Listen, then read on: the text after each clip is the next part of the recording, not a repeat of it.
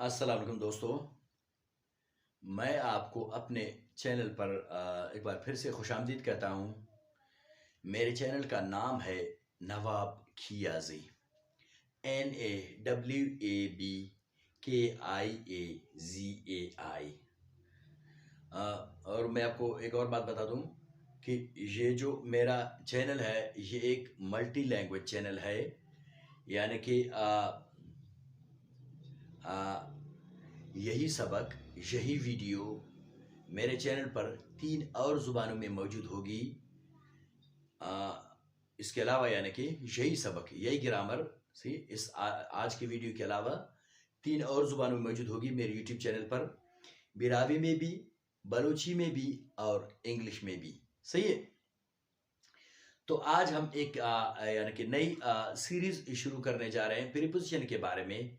सही है कि प्रीपोजिशंस क्या होते हैं और यानी कि प्रीपोजिशंस का इंग्लिश में क्या किरदार है, क्या रोल है। तो अब मुख्तसर मैं आपको बताऊं, समझ लो प्रीपोजिशन प्रीपोजिशन इंग्लिश का समझ लो मैथमेटिक्स है। जिस तरह से स्कूल के उसमें सिलेबस में होता है ना मैथमेटिक्स, सही है सब्जेक्ट, वो कितना ग्रान होता है। हाँ, यानी कि जिसको समझ में आ जाए तो बहुत आसान, समझ में ना आए तो समझ लो हाँ वही। तो ये प्रीपोजिशन भी ऐसे ही है। सही है। जब हम पढ़ते थे तो हमारा उस्ताद था, वो कहता था ये वाहिद ग्रामर है, यानी कि वाहिद पार्ट ऑफ स्पीच है कि बेसिक से, बुनियाद से लेकर एम ए तक ये जाता है। सही है। हर सबक में, हर टेस्ट में, हर यानी ग्रामर के साथ चलता ही रहता है। ये मेरा मानना ये है कि प्रेपोजिशन को अपने जुबान में ट्रांसलेट करना या अपने जुबान के हिसाब से समझना मेरे ख्याल से बेवकूफ़ी की बात होगी। क्यों? क्योंकि जब दूसरी यानी कि पार्ट्स ऑफ स्पीच की बात की जाए, सही है, समझ लो नाउन है, आपने पढ़ लिया, रूल्स उसको समझ में आ गए आपको, बस खत्म हो गया। प्रोनाउन है, सही है, वो सीख लिया, रूल समझ आ गए, बस खत्म हो गया। अच्छा, वर्ब है, रूल समझ में आ गए, रूल्स सही है, सीख लिया, समझ लिया, बस खत्म हो गया। एडजेक्टिव है, एडवर्ब है, दूसरे बहुत सारे तरह। लेकिन ये प्रीपोजिशन ऐसा नहीं है। सही है, ये एक जगह नहीं टिकता है। सही है, मतलब अजीब अजीब, जैसे कि मतलब अब देखिए, he is blind in one I, he is blind in right I, he is blind in left I, ETC, but he is blind with both eyes. अब देखें, सब्जेक्ट भी ही है, ऑब्जेक्ट भी आई है, लेकिन फिर भी देख प्रीपोजिशन का हेरा फेरी, यानी कि उसमें एक आंख से कोई आदमी अंधा है तो उसके लिए इन, अगर किसी के 2 आंखें अंधे हैं तो विद। तो यह प्रीपोजिशन का हाल है। सही है। तो इसीलिए प्रीपोजिशन को आप अपने हिसाब से यानी कि ना समझिएगा। और जब तक आप प्रीपोजिशन आपको समझ नहीं आ रही है तो समझ लो यानी कि आप खुद को एक स्टूडेंट तस्वुर करें। आप नहीं, बल्कि मैं खुद को भी कह रहा हूँ, मैं वो नहीं कहता कि मैं बहुत बड़ा यानी कि 30 मार खान हूँ। मेरा मानना यही है, जब आपको प्रेपोजिशन समझ में आ गए उस दिन समझ लो कि आप टीचर कहलाने के हकदार हो। सही है, आप टीचर हो गए हो इंग्लिश के। सही है। अच्छा, हमने कुछ जुमले लिखे हैं मुख्तलिफ हिसाब से आपको समझाने के लिए कि अगर आप इनको अपने जुबान से ताबीर कह रहे कि अपने हिसाब से चले, फिर देखे कि क्या हशर होता है। सही है। तो इनका बेहतरीन तरीका ये है कि आप इनको यानी कि ग्रुप वाइज, जोड़े वाइज याद किया करें, वो अच्छी बात है, बजाय इसके कि अपने जुबान में रटना ये वो कुछ काम नहीं आता। सही है। रूल्स इसके हैं थोड़ा बहुत, लेकिन जो वो रूल्स कुछ खास काम नहीं आते हैं। रूल्स वैसे इसके हैं, इंशाल्लाह अगले वीडियो में हम रूल्स के बारे में पढ़ेंगे। सही है। लेकिन वो मेरा कहना यही है कि इनको आप जो है ना वो जोड़े में याद किया करें। सही है। यानी कि जैसे कैसे, जैसे कि in the morning, at night, on the day, on Sunday, in 2006 या in 2005, in 2004, in July, in March, in August। तो इसी तरह आपको यानी कि इन, ऑन, इट से वो जोड़े के उसका जो यानी कि वो ऑब्जेक्ट है उसके साथ याद किया करें। सो उस हिसाब से इंशाल्लाह आपको जल्द समझ आ जाएंगे। सही है। तो अब चलते हैं जुमलों की तरफ, देखते हैं क्या होता है। I want to take revenge on you. I want to take revenge on you. देख, आन लग रहा है। आपके सबसे होता था from you, I want to take revenge from you, पर ऐसा नहीं है, ये इंग्लिश है, सही है, और खासकर प्रीपोजिशन है, इससे तो होशियार हो जाए, सही है। अच्छा, दूसरे जुमले को देखते हैं। The sun rises in the east, the sun rises in the east. अगर आप इसको अपने जुबान के हिसाब से देख लेते तो ये वही होता, the sun rises from the east, क्योंकि से का माना फ्रॉम होता है इंग्लिश में, हाँ, तो यहाँ फ्रॉम नहीं है, यहाँ इन है। तो इसीलिए मैं कहता हूं कि अपने जुबान के हिसाब से न चला करे, इंग्लिश को इंग्लिश समझ कर पढ़े, फिर बहुत आसानी होगी इंशाल्लाह। अच्छा, तीसरा जुमला देखें, आई congratulate him on his success, I congratulate him on his success. अच्छा, चौथे जुमले की तरफ जाए, ही चीटेड ऑन यू या ही चीटेड ऑन मी, सही है। हमारे जुबान में अगर हमारे और तुम्हारे जुबान के हिसाब से, हमारे और आपके जुबान के हिसाब से होता तो होता ही चीटेड विद मी, उसने मेरे साथ धोखा किया, लेकिन ऐसा कुछ नहीं है, ही चीटेड ऑन यू, मुख्तलिफ। अच्छा, चलते हैं पांचवें जुमले की तरफ, I am good it English, I am good it English, सही है। तो इस तरह के दूसरे बहुत सारे जुमले, I am good it painting, I am good it writing, I am good it driving, सही है, ETC। अच्छा, उसके बाद छठा जुमला देखिए, राइट इन इंक, राइट इन इंक। अगर यानी कि हमारे और आपके उस हिसाब से होता तो वो होता कि राइट विद इंक या राइट फ्रॉम इंक, लेकिन ऐसा नहीं है, राइट इन इंक, ठीक है। अच्छा, सातवीं जुमला देखें, I am disappointed in you, I am disappointed in you. अब हमारे आपके जुबान से के हिसाब से होता तो होता था, आई एम डिसअपॉइंटेड फ्रॉम यू, मैं तुमसे ना उम्मीद हूं, सही है, तुमने मेरा दिल तोड़ा है, मैं तुमसे ना उम्मीद हूं, लेकिन यहां तो से दूसरा in, I am disappointed in you.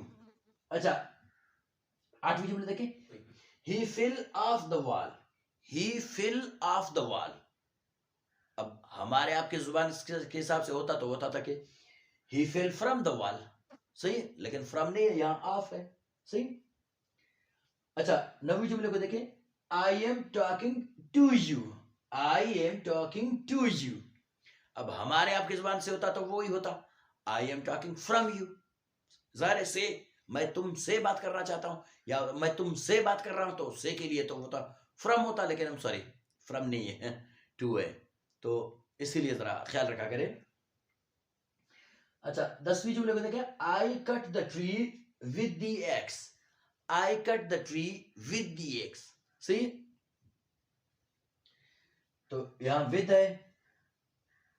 अच्छा, शी हैज बीन, 11वीं जुमला देखें, she has been dancing since morning, सही, she has been dancing since morning. अब हमारे आपके जुबान से अगर देखा जाता तो सिंस लगाने की जरूरत ही नहीं होती, फ्रॉम बोल लेते, क्योंकि फ्रॉम का माना होता है से, she has been dancing from morning, बस खत्म हो जाता, लेकिन ऐसा कुछ नहीं है, वो इंग्लिश है, अपने हिसाब से चलता है, सही है। तो इसीलिए यानी कि प्रीपोजिशन को आप अपने उसके हिसाब से देखा नहीं करें, सही है। She has been dancing since morning.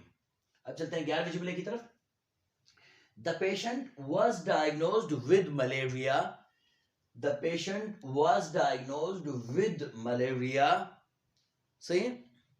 अच्छा, 13वीं जुमले को देखिए, the shark will feed on you, the shark will feed on you, यानी कि आप समंदर में अकेले है, लॉन्च से दूर है, कश्ती से दूर है, समंदर में खतरा तो बड़े ज्यादा है कि शार्क मछली आपको खा जाए, सही है, the shark will feed on you। हमारे आपकी इस बात होता तो वो होता कि the shark will eat you, devour you, but ऐसा कुछ नहीं है, क्योंकि ये इंग्लिश है, अपने हिसाब से चलता है। अच्छा, इसके बाद मैं आपको एक दूसरी बात बता दूं, वो ये है कि कभी कभी एक वर्ड दो प्रीपोजिशन लेता है, दो प्रीपोजिशन लेता है एक वर्ड, कैसे, जैसे अब वर्ब को ले लेते हैं, apply, he applied to the director, he applied to the director, पहला जुमला है। दूसरा देखें, he applied for a job, he applied for a job और he applied for a post। अब आप देखें, यहां टू लग गया, यहां फोर लग गया, वर्ड एक ही है। अच्छा, यहां आपको मैं ये बता दूं, ये जो टू है और फोर है, इनका बहुत बड़ा यानी कि किरदार है इंग्लिश में, सही है। अक्सर अमूमन ऐसा होता है आदमी के लिए, आदमी से रिलेट करता हो जिसका यानी कि प्रीपोजिशन का ऑब्जेक्ट आदमी हो, इंसान हो, तो वो टू लगता है। और प्रीपोजिशन का ऑब्जेक्ट अगर चीज हो तो उसके लिए फोर लगता है। ये अमूमन अक्सर ऐसा होता है, हर जगह नहीं, ये याद रखे। ये प्रीपोजिशन है, इसका कोई एतबार नहीं है, सही है, होशियार हुआ करे, सही है। तो समझ लो, मैं इसका एक दूसरा यानी कि एग्जांपल आपको देता हूं। ही अपील्ड टू द जज, ये इधर नहीं लिखा है, वैसे मैं बता रहा हूं आपको।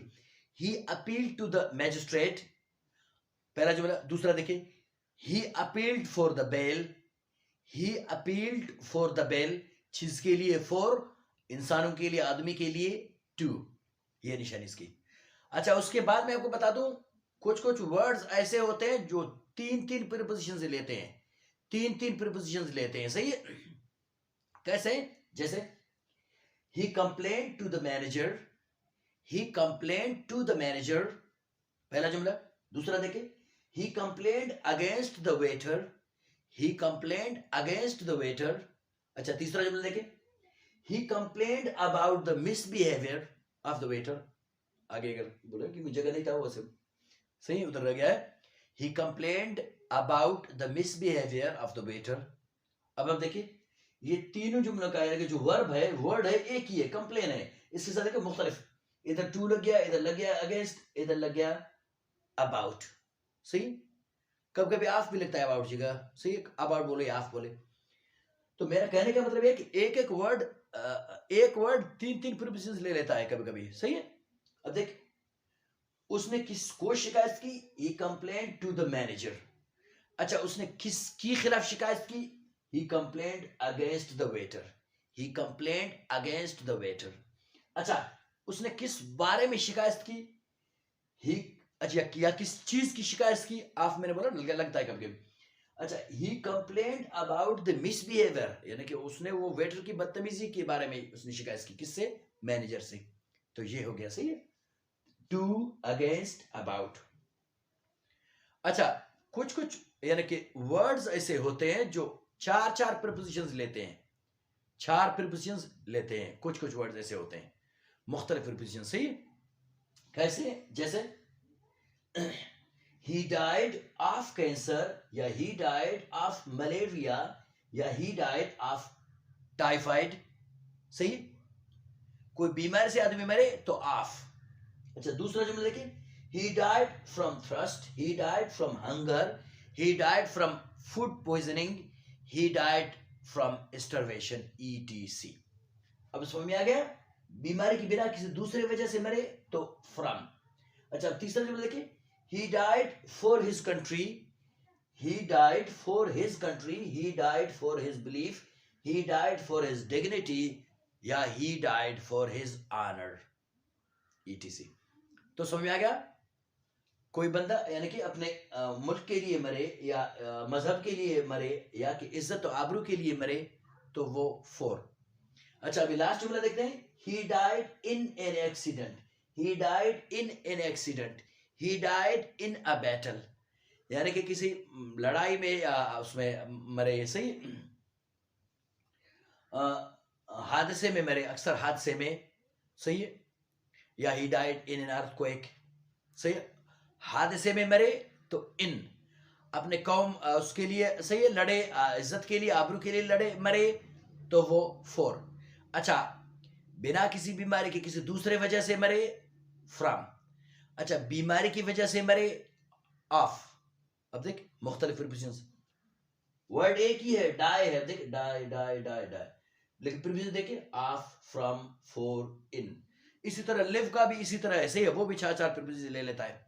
लिव वर्ब है, वो भी चार चार लेता है, सही, यानी कि live by, live with in, live on, live for, ये भी ऐसा है। तो मैं उम्मीद करता हूं आज का सबक आपको समझ आ गया होगा इंशाल्लाह। और आप मेरा ये नसीहत है, एक दरख्वास्त है बड़े भाई की तरह, कि आप प्रीपोजिशन को अपने ज़ुबान के हिसाब से ना देखेंगे, ना समझेंगे, सही है। प्रीपोजिशन को इंग्लिश समझकर पढ़ेंगे तो बहुत आसानी होगी इंशाल्लाह, सही है। तो फिर मिलेंगे इंशाल्लाह ज़िंदगी रे किसी नए वीडियो में, सही है। और मैंने आपको बताया कि हमने प्रीपोजिशंस का सीरीज शुरू किया हुआ है, तो पहला वीडियो यही है प्रीपोजिशंस का। इसके बाद मैंने किसी दूसरी किस्म के बारे में प्रीपोजिशन का इंशाल्लाह। तो तब तक के लिए अल्लाह हाफिज़।